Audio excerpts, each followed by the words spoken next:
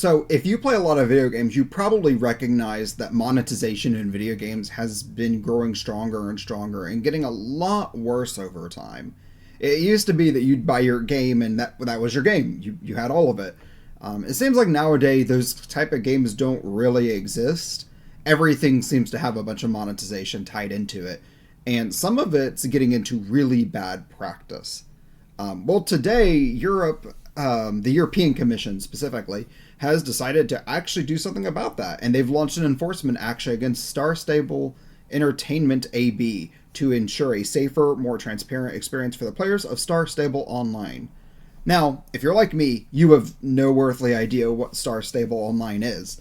And it seems to be like a Barbie horse adventure game, but it has like microtransactions and maybe gotcha. I've never heard of it before this. I tried looking it up and it's a game. Yeah. I don't know what they did specifically to get the attention, but this is a huge W, so we're going to go ahead and take it when we can.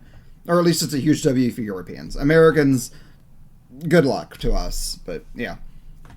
On top of that, the Consumer Protections Cooperation Network is presenting today key principles to help the gaming industry comply with the EU consumer protection rules related to in-game virtual currencies. So pretty much they believe that video games monetization has become too targeted towards children and because become too hostile. So they are very specifically coming out with rules against this, and they are targeting Star Stable, but this is going to affect all gaming companies in Europe. So pretty much they listed certain things that are harmful to children specific to Star Stable Entertainment, which has 30 days to get back with them talking about how they're going to fix these practices, and then they came out with some rules. But some of the practice they think could be particularly harmful to children are things like direct appeals to children in advertising, which is urge them to buy, the use of pressurizing techniques such as purchase through limited time practice to unduly influence children to purchase in-game virtual currency or in-game content. That one is actually really huge because for a lot of online games, they use limited time practices, right? And there's everything through like League of Legends doing like anything with a battle pass nowadays has like limited time purchases because you usually can't get that content after the battle pass ends. This could bring an end to those kinds of practices.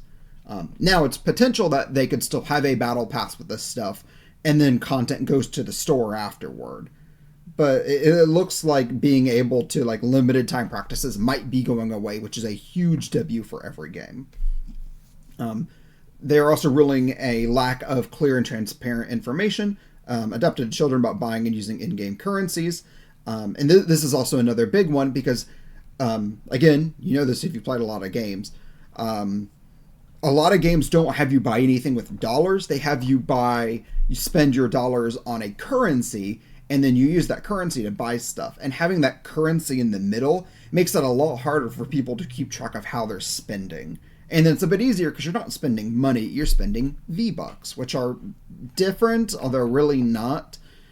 This could actually get away from that middleman currency, but we'll have to see. Again, this could also be a huge one.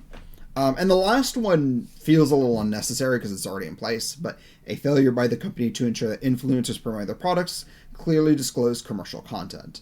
At least as an American, I feel like this is something that's already done because you have to advertise when you're doing sponsored content or being promoted.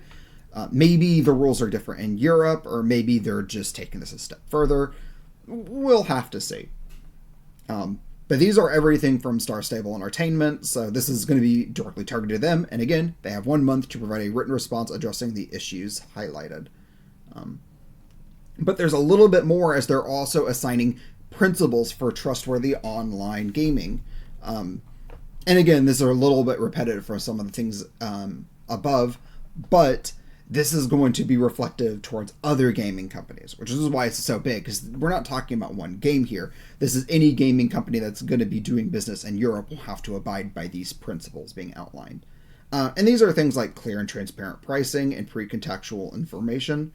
Again, this might get to in-game currencies, with the next one, avoiding practices hiding the cost of in-game digital content and services, as well as practicing practices forcing consumers to purchase virtual currency.